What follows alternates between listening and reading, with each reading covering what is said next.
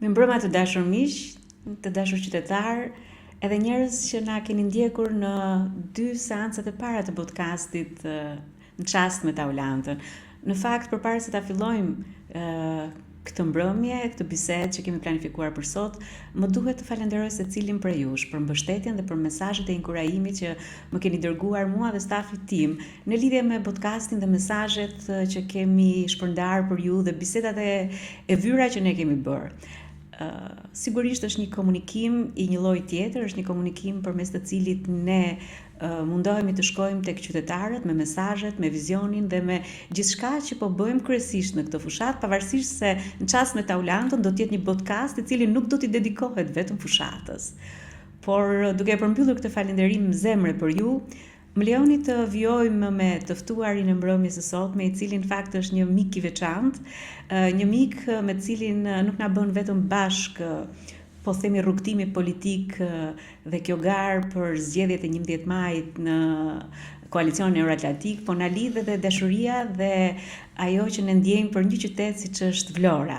Kështu që pak a shumë në kam zbuluar se me kë kam të bëj këtë bisedë sonte. Unë kam kënaqësinë të kem një nga miqtë tan të Vlorës, kandidatin për deputet, zotin Gjergj Nika.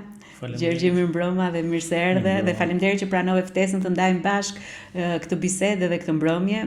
Gjergj, të dashur miq, është këshilltar në Këshillin Bashkiak për Demokratët Euroatlantik, është një zë i fortë opozitar në qytetin e Vlorës, është drejtues politik i listës së Vlorës edhe drejtues politik i Degëson atje, kështu që pa humbur kohë në fakt unë do doja t'i bëja pyetjen e parë Gjergj, a ishte vështirë apo ishte natyrshme? Pse kandidove në këto zgjedhje dhe pse ke marrë përsipër të garosh në këto zgjedhje të cilat janë sfiduese, le ta themi kështu? Atëherë të falenderoj për ftesën. Në radh parë më lejoni t'ju them profesoresh, edhe pse un kam qenë një student i financës, por është një titull që ju e keni merituar për shumë vitesh, kështu që sot nuk do t'ju flas Taulanta, por do t'ju flas profesoresh, nëse më lejoni. Pse kandidova? Kjo është një kalvar i gjatë gjërash dhe një kalvar i gjatë peripecisë. Unë politik jam futur që 18 vjeç dhe e ndjeja detyrim karshik qytetarëve të kandidoja. Në Këshillin Bashkiak prej 2 vitesh ne kemi bërë një zë, ose më saktë, unë kam qenë një zë i fortë opozitar dhe në këto 4 vite që kemi qenë në opozit, pavarësisht gjithave forcave opozitare, nuk është bërë asnjëherë opozit siç e kemi bërë në Këshillin Bashkiak. Çfarë do të thotë opozit? Opozit nuk do të thotë vetëm të flasësh, të gërthasësh, të flasësh pa kuptim. Opozit do të thotë edhe të thyesh gjëra, të thyesh projekt vendime, të kthesh ato gjëra buxhetore që janë të jashtëligjshme ose nuk janë në të mirë të qytetarëve. Kështu që kanë qenë po ata qytetarë që më kanë thirrur për ta bërë këtë gjë. Kanë qenë ata që më kanë thënë pse nuk kandidon për të dhënë një mbështetje. Dhe unë shikoj më shumë mbështetje qytetare sesa unë shikoj mbështetje, le të themi, opozitare. Janë qytetarët që kanë nevojë për një zë ndryshe, janë qytetarët që kanë nevojë për një përfaqësim ndryshe. Për një përfaqësim ndryshe, sepse të them drejtën përfaqësimi sapo vjen edhe po degradon. Të paktën Tirana është pak më e madhe dhe Tirana është një qytet që ka mundësi, por qytetet si Vlora, si Fieri, si Elbasani janë pak më të vogla. Edhe pse është një vend turistik sezonal, përsëri ka ato të metat e veta.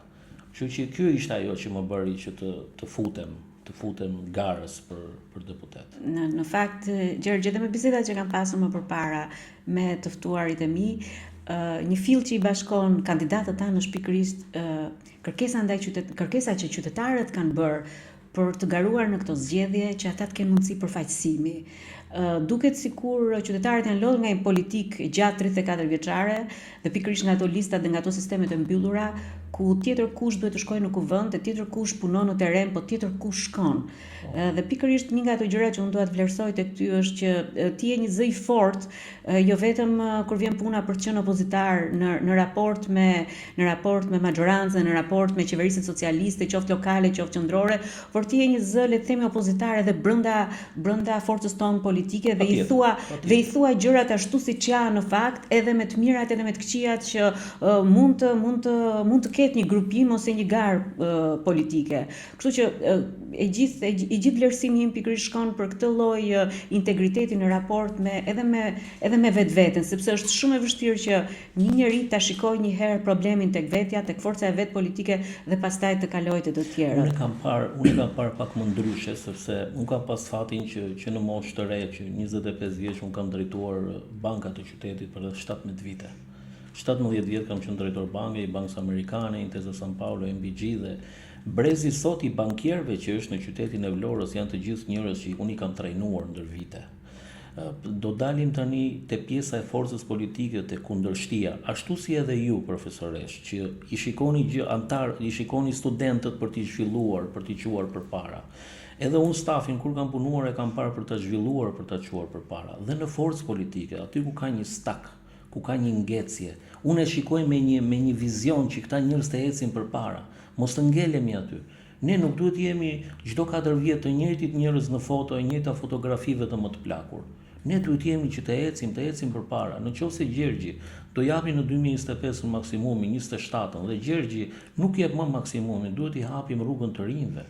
Gjergji duhet kalojë në skalionin e dytë, në skalionin e tretë. Patjetër eksperiencë e Gjergjit ose profesoresës ose juaja është e vlefshme në forcën politike. Po ka momente kur duhet të di se cili të tërhiqet dhe të ri në vendin që i takon dhe kjo është çelësi i suksesit në politikë. Më mirë tërheqje me nder se sa një degradim i figurës politike. Në fakt, Gjergj, më duhet ta vlerësoj këtë gjë që sapo thatë, sepse pikërisht ajo që vuan politika sot është një ngërç 34 vjeçar ku të njëjtat figura përpiqen të dominojnë skenën politike dhe të dominojnë edhe të ardhmen. Ja, unë mund të them diçka që unë e kam planifikuar tërheqjen time politike, le të them unë po e perifrazoj në një fazë shumë të madhe, mund të them si Merkeli, po e them si... Po Gjergj, po je shumë shpejt për ta planifikuar. Jo, planifikimi të tërheqjes time politike do jetë në top, si Toni Kroos, le të themi. Pasi fitoj me Realin Champions League, fitoj kampionatin, u tërhoq në top. Po të shikosh mentaliteti Ballkanas, Rizvar. Nuk e lëshon.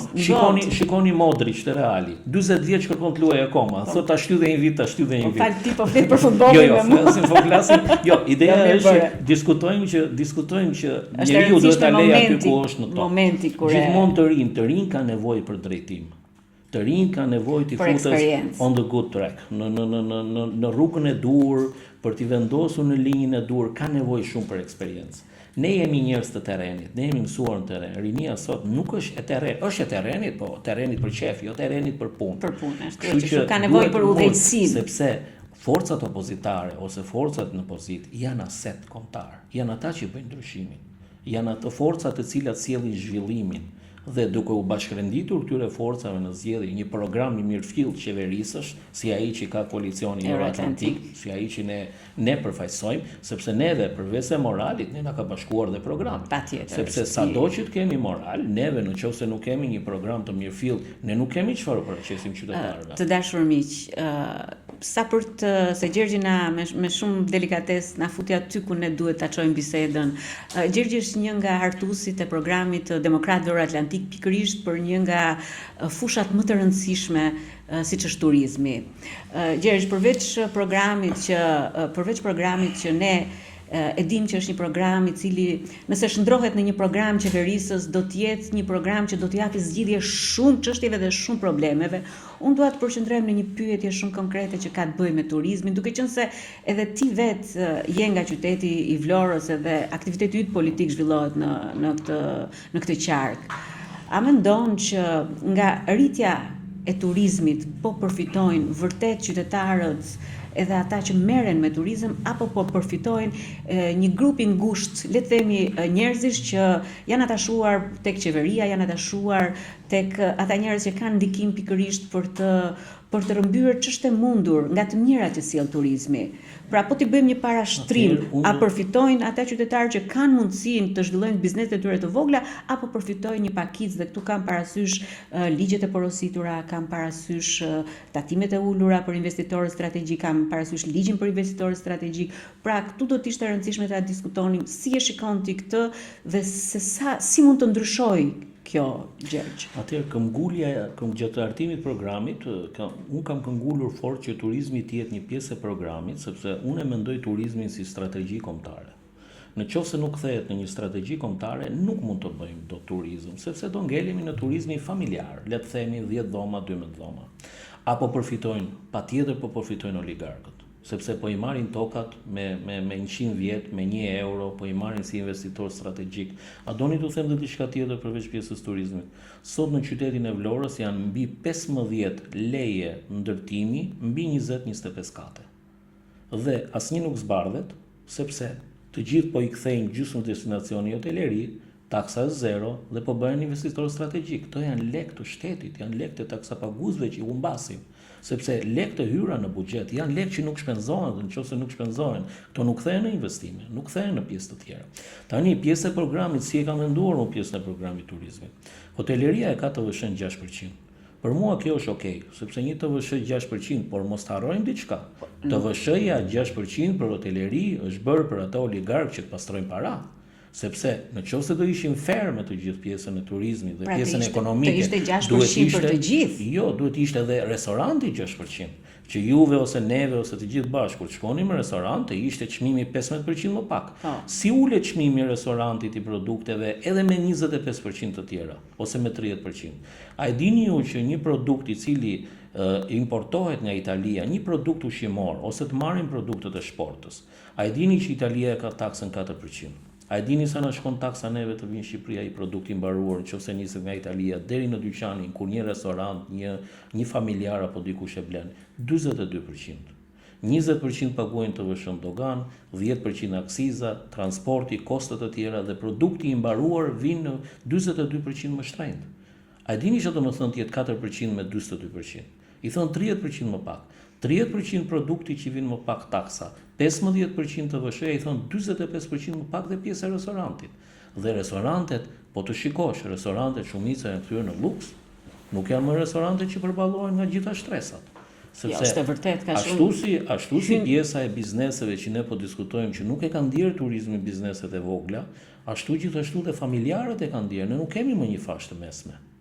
Prandaj programi jonë prek fashën e mesme. Prandaj programi jonë është i dedikuar për shtresën e mesme. Programi jonë është njësoj, unë mund ta krahasoj programin ton, mua se është një krahasim në miniatur, nuk mund ta marr.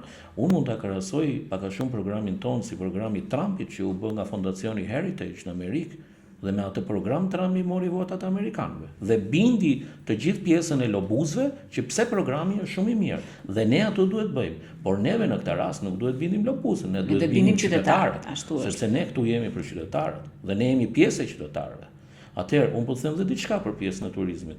Pse bizneset e vogla të mesme nuk e ndjejnë atë pjesën turistike ose nuk e marrin atë profitabilitetin ose fitimin, sepse taksat që ka vënë Bashkia Vlorë në paketën fiskale të vitit kaluar, që unë kam bërë një luftë shumë të madhe, mund të futet edhe në faqen time në Facebook, bashkë kemi diskutuar shpeshherë, kemi diskutuar shumë gjëra dhe unë kam kërkuar që të ulen hapësirat publike, plazhi, të ulen i arritur me 42%.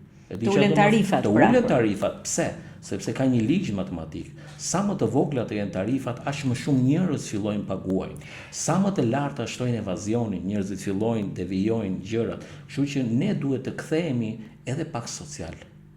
Sepse sa më shumë të deklarojnë njerëzit, ka është një zinxhir që duhet punojë në mënyrën e tur. Kjo nuk ka të bëjë me çonit social, mendojmë kjo ka të bëjë me çonit të deklaruar. Sepse një biznes, e di çfarë më ndodh, vinë njerëzit se duke qenë që un jam dhe nga pjesë e financës, vinë më thonë Gjergj si mund marrim një kredi, si mund bëjmë. Kur i them unë sa ke deklaruar, po kam deklaruar kaq. Po nuk e marr dot, po pse deklaroj më shumë se taksat? Jo, me shtetin duhet të jesh okay, se ne nuk jemi nga ata që cilët neve të themi që bëjt kundër. Por duke deklaruar më shumë, edhe bankat janë më kurajoze për të Prandaj është kaq e drejtë ajo që the Gjergj. Taksat e ulura, sidomos programi ekonomik që është një sistem i thjesht taksimi, siç është taksa 9%, unë besoj që shkon direkt në interes të qytetarit edhe në interes të, po themi, të asaj dukurie që sa më shumë ngrihen taksat, aq më shumë qytetarët gjejnë mundësira për t'i fshehur dhe sa më të thjeshta të jenë sistemi i taksimit, aq më e thjeshtë është edhe komunikimi mes qytetarit edhe shtetit për të deklaruar në fund të gjithë atë që duhet të shkojë tek shteti, por edhe qytetari të përfitojë nga puna e vet, se në fund ditës nëse ato lekët edhe të ardhurat mbeten në xhep të qytetarit, ashtu siç ne kemi individin në qendër të programit, besoj që i shpenzon shumë më mirë se sa taksat e mbledhura të cilat shpenzohen le të themi për investime që nuk e din ku përfundojnë edhe për kosto shumë të larta. Ka një element tjetër se ne mund të themi turizmi dhe taksat, por një turizëm pa art, pa kulturë, pa i dhënë sfumaturën e duhur dhe pjesës turistike, nuk mund të quhet.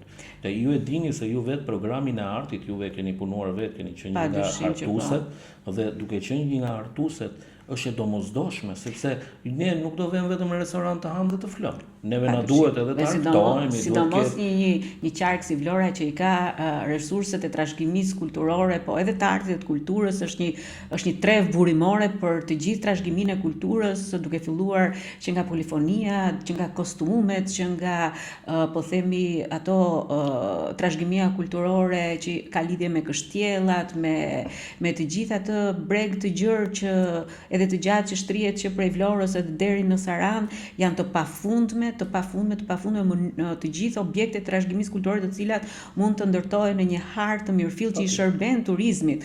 Janë shumë kemi të pjesë e kulturës. Vlora ka dy kala të rëndësishme, kalane e Kaninës dhe kalane e Gjon Boçari, që është afër Sorikumit. Kjo është një kala që është shumë e thjeshtë, por shumë e bukur. Po të bëhet, nuk ka investime shumë aty. Ka ardhur momenti që duhet bërë një refresh, si një kompjuter, duhet bërë një restart i çdo gjëje, në mënyrë që ta marrë gjën e duhur, sepse këto 12 vite kanë qenë shumë të vështira. Nuk është qeverisur. Është qeverisur vetëm me oligark, me banda, tani mos t'i kthehemi te njëjtat gjëra sepse në fakt janë 12 vite që kanë shërbyer për të mbajtur në pushtet dhe për të forcuar pushtetin e një personi, le ta themi këtë gjë. Patjetër, dhe duhet të shkërmoqet kjo, sepse ka një moment njerëzit janë demoralizuar. Pse duhet mendojmë bashkë të dy neve që fëmijët i shkollojmë jashtë apo t'i çojmë jashtë? Pse? A ka më mirë se në vendin tonë? A ka më mirë se sa fëmijët jenë këtu? A ka më mirë se sa të jetohet në Shqipëri? Klima, çdo gjë të afërmit, çdo gjë shumë komode. Në fakt Shqipëria është një vend i mrekullueshëm. Shumë një vend i bekuar. Është keqardhje shumë e madhe që të rinj duan të largohen nga ky vend. Dhe unë po them dhe një info tjetër që unë kam nga Vlora, sepse nga qyteti, pak a shumë nga informacionet që kam, që Portugalia ka rritur shumë taksat dhe priten akoma shumë italian për të ardhur për të jetuar në Shqipëri dhe janë shumë komod. Në Vlorë sot jetojnë rreth 3500 familje italiane. 3500 familje italiane pensionistë, pavarësisht, po janë njerëz që konsumojnë, kështu që kur tjetri mendon që të vi këtu dhe të pleqërojë, pse ne duhet të ikim dhe t'i lëmë fëmijët pleqërojnë diku tjetër, apo qoftë dhe ne, se po ikën ata do i ndjekim dhe neve, se ne jemi familjar, nuk jemi njerëz që jemi të ftohtë, jemi nordik, le të themi. Jo, e mira e Shqipërisë kjo është që ndodhet në zemër të Ballkanit, po themi dhe edhe të qenit ballkanike dhe na bën të jemi në fund ditës këta që jemi edhe me atë po themi energjinë, po edhe me le ta themi edhe me gjakxhetësinë, sidomos ju që jetoni në Vlorë, pavarësisht se e keni atë të qeni tipik. Jo, ne edhe kur nxehemi shpejt futemi në det dhe freskohemi, kështu që e ulim temperaturën. Gjergj, un kam shumë kënaqësi ta zgjas pafund këtë bisedë, po ky podcast ka një çelës të vogël që është një pyetje, le të themi, e kemi quajtur pyetja me spec. Tek ajo kutia ka disa pyetje të cilat janë bërë enkas për ty. Unë do dua të hapësh dhe të zgjedhësh njërin dhe të shohim çfarë pyetje do të bjerë. Patjetër. Bëri shumë zhurmë, po s'ka gjë. Vetëm mos u mërzit nëse pyetja s'pëlqen, nëse. Jo, absolutisht jo. Mirë, madje është një pyetje normale. Si do t'i merrni votat e të majtëve të Vlorës? Atëherë unë po ju them një sekret. Që prej vitit 2001 që unë kam mbaruar universitetin në qytetin e Vlorës, sepse atje kam mbaruar, pavarësisht trajnimeve të ndryshme që mund të kem pasur, pavarësisht çdo gjëje, unë kam 25 vjet që jap kontributi në qytet dhe në mendimin dhe në pjesën time profesionale dhe morale unë nuk kam parë majtë të djathtë. Kam parë vetëm qytetarë të Vlorës. Qytetarë të cilët i kam mbështetur dhe i kam munduar që t'i jap më të mirën për të ecur përpara. Në qoftë se qytetarët e Vlorës, në qoftë se dikush që voton, qoftë dhe ata për herë të parë, e kanë parë në 2 vite çfarë opozite kanë bërë për ata, çfarë kërkesash kanë bërë për ata, çfarë lufte kanë bërë për ata, sa i pa korruptuar dhe sa i pa shitshëm, pavarësisht se çfarë thoshin për pjesën tonë, le të themi, të demokratëve euroatlantik që të shitur te Rama e këto, sa i pa shitshëm kanë qenë duke mos arritur asnjë lloj negociimi, gjithmonë duke qenë në të mirë qytetarëve. Sa ja kam arritur, nuk e kemi pasur numrat. Unë kam bërë një luftë shumë madhe kur Bashkia na solli në Këshill për të marrë 840 hektar të kaninës për t'ia u dhënë oligarkëve. Dhe në një mbledhje unë kam thënë, ore zotrin, po edhe Gjergj Arianiti, princi kaninës, vetëm kalan ka pasur, si mund të merrni ju 840 hektar? Ose uji i Tragjasit, ose taksat, ose rritjet e çmimit. Kështu që unë do perceptoj në zemrën e çdo familje qytetare dhe unë i garantoj. Çfarë ata kanë parë në Këshill Bashkiak, nuk është asgjë çfarë do bëj unë për qytetarët e Vlorës në parlamentin e ardhshëm. Dhe unë besoj që edhe juve, profesoresh, duke ju njohur karakterin dhe tipin, duke ju njohur këmbguljen dhe pjesën politike që e dashuroni aq shumë, si e keni si një fëmijë të tretë, le të themi, me sa ditë keni 2 djem. Po, 2 djem kam. Unë besoj që edhe juve do jepni maksimumin.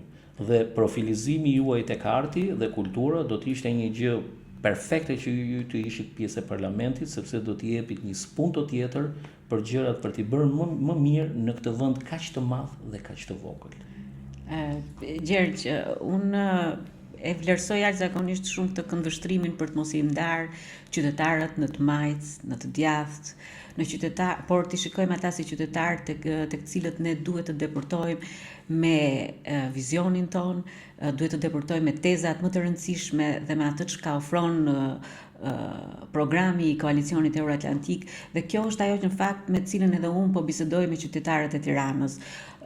Po bëj në fakt një fushat sa mediatike, po përpiqem shumë, por aq edhe në terren, sepse besoj që kanë të dyja rëndësinë e vet, sepse ne nuk i takojmë dot të gjithë qytetarët. Dhe një nga arsyet pse studentët e mi dhe grupi im të cilët më ndihmojnë në këtë fushat kanë ideuar, po themi, këtë podcast është që të rrisim të gjithë të arrijmë të gjitha mënyrat e komunikimit me qytetarët.